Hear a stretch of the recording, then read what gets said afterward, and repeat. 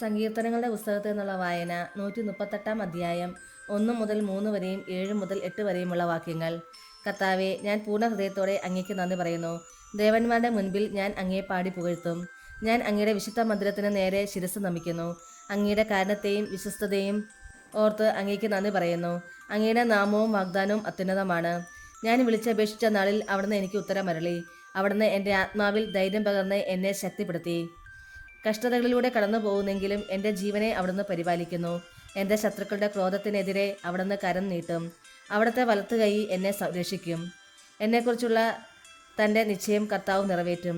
കർത്താവെ, അവിടുത്തെ കാരുണ്യം അനന്തമാണ്. അങ്ങയുടെ സൃഷ്ടിയെ ഉപേക്ഷിക്കരുതേ. നമ്മുടെ കർത്താവായ മിശിഹായ്ക്ക് സ്തുതി. വിശുദ്ധ മത്തായി അറിയിച്ച സുശേഷം 7 അധ്യായം 7 മുതൽ 12 വരെയുള്ള വാക്യങ്ങൾ. ചോദിക്കുവാൻ നിങ്ങൾക്ക് ലഭിക്കും, അന്വേഷിക്കുവാൻ നിങ്ങൾ കണ്ടെത്തും, മുട്ടുവാൻ നിങ്ങൾക്ക് തുറന്നു കിട്ടും.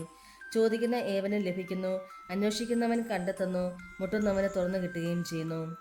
മകൻ അപ്പം ചോദിച്ചാൽ കല്ല് കൊടുക്കുന്ന ആരെങ്കിലും നിങ്ങളിൽ ഉണ്ടോ? അഥവാ മീൻ ചോദിച്ചാൽ പാമ്പിനെ കൊടുക്കുമോ? മക്കൾക്ക് നല്ല വസ്തുക്കൾ കൊടുക്കണമെന്ന് ദുഷ്ടരായ നിങ്ങൾ അറിയുന്നുവെങ്കിൽ നിങ്ങളുടെ സ്വർഗസ്ഥനായ പിതാവ് തന്നോട് ചോദിക്കുന്നവർക്ക് എത്രയോ കൂടുതൽ നന്മകൾ നൽകും. മറ്റുള്ളവർ നിങ്ങൾക്ക് ചെയ്തു തരണമെന്ന് നിങ്ങൾ ആഗ്രഹിക്കുന്നതെല്ലാം നിങ്ങൾ അവർക്ക് ചെയ്യുവിൻ. ഇതാണ് നിയമവും പ്രവാചകന്മാരും.